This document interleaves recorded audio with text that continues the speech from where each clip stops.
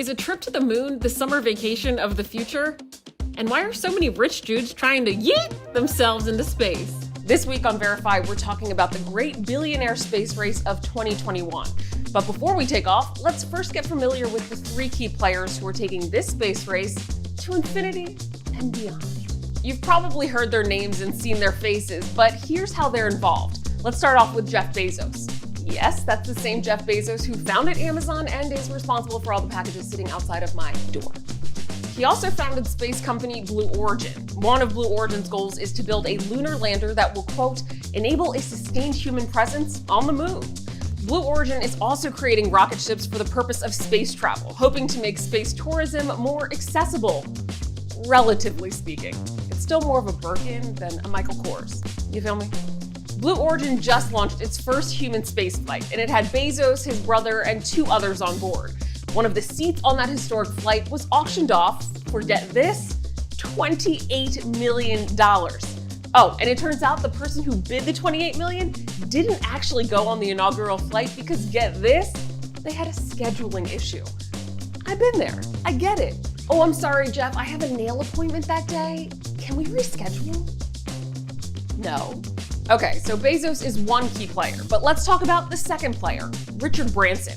He's a 70-year-old British businessman who made his fortune through the Virgin Group, which has more than 40 companies, including Virgin Records and the airline Virgin Atlantic. Another one of those companies is Virgin Galactic, which is focused on commercial space tourism.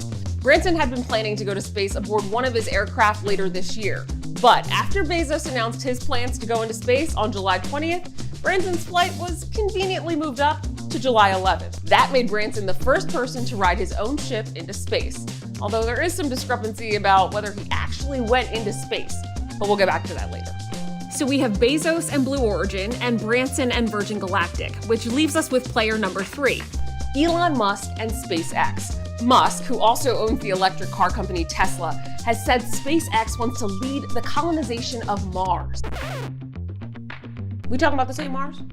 It's a goal he thinks can be accomplished by 2050. But in the meantime, SpaceX has kept busy with other ventures. SpaceX regularly launches satellites into space with the goal of building a constellation that will deliver high-speed internet across the world. The company has also sent supplies and astronauts to the International Space Station. Earlier this year, NASA tapped SpaceX to land the first astronauts on the moon since 1972. NASA hopes to send the first woman and next man to moon in 2024. Unlike Bezos and Branson, Musk has not yet gone to space, which might be the only thing that we have in common. His company has plans to send an all-civilian crew, but that won't happen until the end of 2021 at the earliest. Now that you know the players, let's get into the claims. As we mentioned earlier, there is some controversy over Richard Branson's Virgin Galactic flight into space.